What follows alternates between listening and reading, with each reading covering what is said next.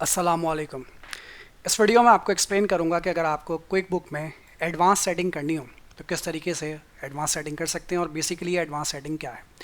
तो यहाँ पर सबसे पहले चलते हैं अपने क्विक बुक के अकाउंट में और सेटिंग्स में चलते हैं, अकाउंट एंड सेटिंग्स में चलते हैं और थोड़ा सा इंतज़ार करते हैं।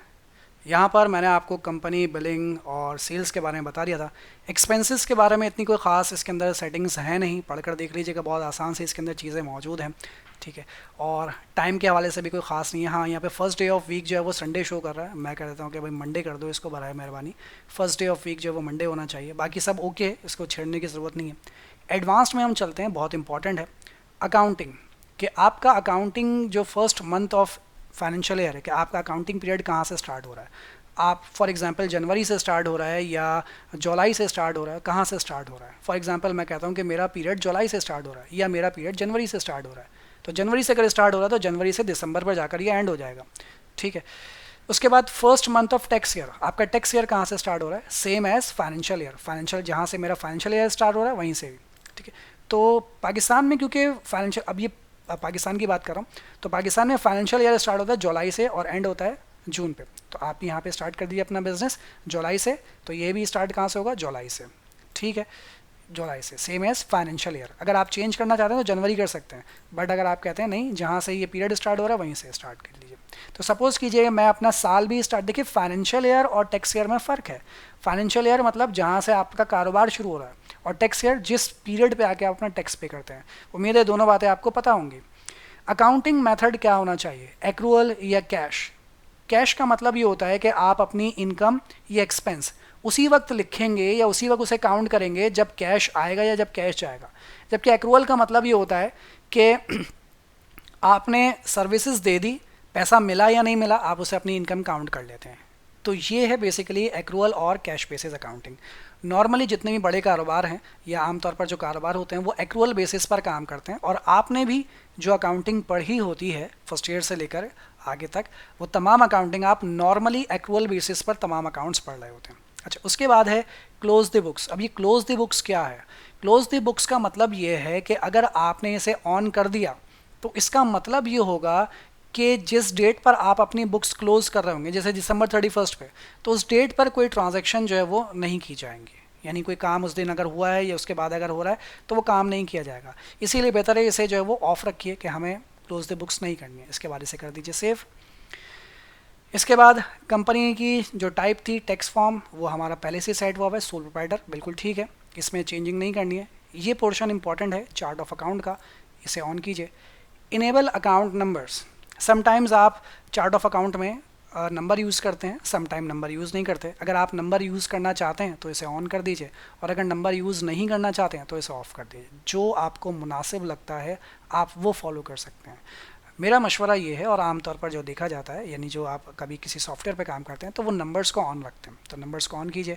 Show account number, account number को भी शो कीजिए, इस पर क्लिक करेंगे। Display account number on reports and transaction such as in sales expense and form, तो इसे हम रिपोर्ट में भी शो करना चाहेंगे। मर्जी है आप रिपोर्ट में शो करना चाहें या ना करना चाहें, चलें रिपोर्ट से हटा देते हैं, लेकिन कम से कम रिकॉर्ड करते हुए शो होना चाहिए। उसके बाद शिपिंग अकाउंट, शिपिंग अकाउंट क्या है, इस पर क्लिक कीजिए। The account date goes with the settings, यानी कि शिपिंग से रिलेटेड जो भी मामलात हैं वो आप यहाँ पे सिलेक्ट करेंगे। तो इसको आप यहाँ पे सिलेक्ट कर लीजिए, सेल्स, सेल्स फॉर्म, कंटेंट और शिपिंग, यानी कि शिपिंग से रिलेटेड जो मामलात है, यानी आप यूँ समझे कि सेल्स से रिलेटेड मामलात वो यहाँ पर इन्होंने शामिल किए हैं। और डिस्काउंट से रिलेटेड मामलात, डिस्काउंट जो भी आपका अकाउंट होगा, जो भी आप उस पर डिस्काउंट देंगे वो यहाँ पर आप यहाँ पे अटैच करेंगे। ठीक है, इसके बाद इसे कर दीजिए सेव। अच्छा, कैटेगरीज पे आते हैं। ये बेसिकली उस वक्त यूज़ होता है कि जब आपके पास एक से ज़्यादा लोकेशंस हों, एक से ज़्यादा आपके पास सेंटर्स मौजूद हों, तब आप इसे जो कैटेगरी को ऑन करते हैं। ठीक है, जैसे ट्रैक क्लासेस पे क्लिक करता हूँ, मैं आपको दिखाता हूँ। Add a class field on form so you can assign transaction to different segments like departments, location and product line। तो अलग अलग डिपार्टमेंट्स होते हैं, अलग अलग डिपार्टमेंट्स के हवाले से आप उन्हें इंस्ट्रक्शन दे रहे होते हैं।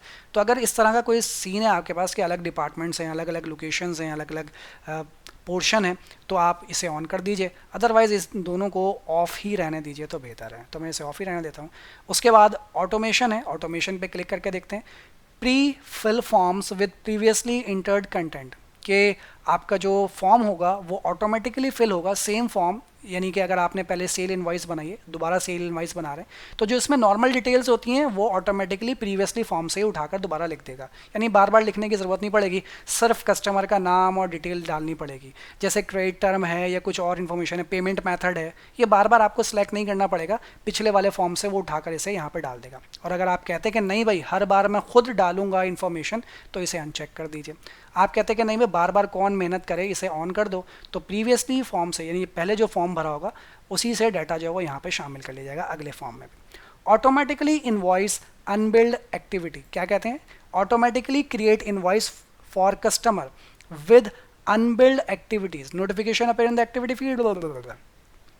इसका कहने का मतलब है कि जिन कस्टमर को अभी तक आपने बिल नहीं भेजा उनको ऑटोमेटिकली इनवॉइस जो है वो चली जाए। ओके भाई, इसे ऑन कर देते हैं।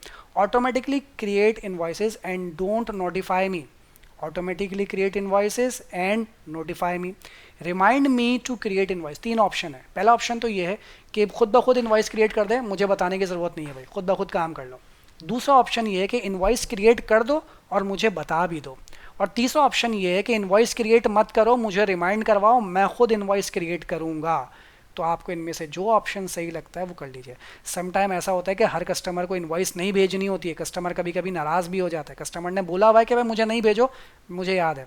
तो डिपेंड करता है आपके बिजनेस की टाइप क्या है। तो आप कहते हैं कि remind me to create invoice, ठीक है। शेड्यूल कब रिमाइंड करवाए, मंथली बेसिस पर, डेली बेसिस पर, वीकली बेसिस पर या ईयरली बेसिस पर। मैं कहता हूँ डेली बेसिस पर रिमाइंड करवाओ, एवरी 1 डे, हर एक दिन के बाद, जो आपको मुनासिब लगे, ठीक है। उसके बाद ऑटोमेटिकली अप्लाई बिल पेमेंट्स, क्या लिखा हुआ है, when you add bill payments in accounting history this setting automatically applies the payment to the oldest existing bill, ठीक है। बिल की पेमेंट की जो पुरानी हिस्ट्री होती है उसी की बुनियाद पर जो है वो आपकी अगले बिल की अंदर भी जो है वो फॉर्म फिल कर देगा, बिल्कुल सेम इसी तरीके से। इसके बाद आप इसे कर दीजिए सेव, ये हो गया सेव। उसके बाद आते हैं प्रोजेक्ट के ऊपर, ये बेसिकली इसका ताल्लुक है, कहाँ चले गया भाई ये, हाँ project organize all jobs related activity in one place. ये थोड़ा जॉब्स रिलेटेड मामला है, यानी कॉस्टिंग से रिलेटेड है, इसको फिलहाल छोड़ देता हूँ मैं। लैंग्वेज इंग्लिश, ठीक है। करेंसी जो आप यहाँ पे सिलेक्ट करना चाहते हैं, इस वक्त PKR यानी पाकिस्तानी रुपीज़ है, आप चाहें तो यहाँ पर डॉलर सेलेक्ट कर सकते हैं। USD कहीं ना कहीं होगा, कहाँ चला गया भाई, बहरहाल आप ढूंढ लीजिएगा भाई, मुझे मिल नहीं रहा USD कहीं, ये रहा USD, यूनाइटेड स्टेट डॉलर सबसे ऊपर, माशाल्लाह। तो USD, खैर मैं यहाँ पर नहीं, अपनी पाकिस्तानी करेंसी ही ठीक है। यानी आपकी जो रिपोर्ट्स बनेंगी तो वो पाकिस्तानी करेंसी में जो है वो बनाई जाएगी, आप चेंज कर सकते हैं। मल्टीपल करेंसी का मतलब ये होता है कि एक से ज़्यादा करेंसीज जो है वो यहाँ पर शो होंगी, ठीक है। लेकिन यहाँ पर पढ़ लीजिए, मल्टीपल करेंसी में right for you if you have financial transaction in more than one currency. Once you turn on multiple currency you can not turn it off. समझ लीजिए भाई, अगर आपने एक बार अपनी मल्टीपल करेंसी को ऑन कर दिया, मल्टीपल करेंसी क्या है, इसका मतलब ये होता है कि आपकी जो रिपोर्ट्स बनेंगी वो रुपीज़ की शक्ल में भी शो होगी और वो डॉलर की शक्ल में भी शो होगी और वो पाउंड की शक्ल, जो भी आप चाहें उस शक्ल में शो होगी। You can not change your home currency, आप अपनी होम करेंसी को चेंज नहीं कर सकते। फिर अगर मल्टीपल करेंसी आपने ऑन कर दी तो फिर आप अपनी इस होम करेंसी को चेंज नहीं कर सकते। ये होम करेंसी है, याद रखिएगा। मैं कहता हूँ नहीं भाई मुझे नहीं करना, इतना बड़ा रिस्क नहीं ले सकता, छोड़ दो, होम करेंसी मल्टीपल करेंसी नहीं चाहिए। उसके बाद है डेट फॉर्मेट, पहले मंथ, फिर डेट और फिर ईयर। आमतौर पर हमें आदत होती है कि पहले हम डेट डालते हैं, फिर मंथ डालते हैं और फिर ईयर डालते हैं।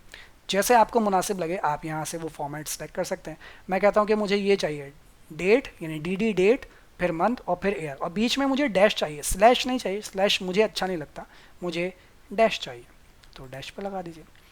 अच्छा, नंबर फॉर्मेट वो ऐसे शो करेगा, 3 नंबर, फिर कॉमा, फिर 3 नंबर और फिर उसके बाद डॉट के बाद 2 डिजिट्स यानी पॉइंट के बाद 2 डेसिमल नंबर जो है वो शो करेगा। आप इसे चेंज करना चाहते हैं, इसे अपनी मर्ज़ी के मुताबिक जो है वो चेंज कर सकते हैं। कहते हैं कोई कॉमा नहीं लगाओ, कोई कॉमा नहीं लगाएगा। वो कहता है कि 1,23,000 को ऐसे लिखो, पाकिस्तानी आमतौर पर ऐसे लिखते हैं, जबकि मिलियंस में इसे इस तरीके से लिखा जाता है। तो ये नंबर फॉर्मेट्स हैं जो आपको मुनासिब लगे। Warn if duplicate cheque number is used, अगर किसी चेक पर मैंने दोबारा से वही चेक नंबर डाल दिया जो पहले ऑलरेडी यूज़ कर चुका हूँ, तो मुझे फ़ौरन बताए कि भाई ये सर क्या कर रहे हो, चेक नंबर ऑलरेडी यूज़ कर चुके हो। तो मुझे बिल्कुल वार्न करो, ऐसा ना हो मैं गलती से गलत चेक नंबर डाल दूँ। Warn me when I enter a bill number that is already been used for that supplier. बिल्कुल, दोबारा से वही बिल नंबर अगर मैं डालने की कोशिश करूँ तो मुझे वार्न कर दो भाई, ठीक है। ऐसा ना हो एक ही नंबर जो है वो दो बिल पे चला जाए, नहीं करना चाहिए। Warn if duplicate journal number is used, अगर किसी भी जर्नल पे 2 दफ़ा नंबर यूज़ हो गया तो भी मुझे वार्न कर दो, यानी डुप्लीकेट एंट्री के लिए वार्न होना चाहिए।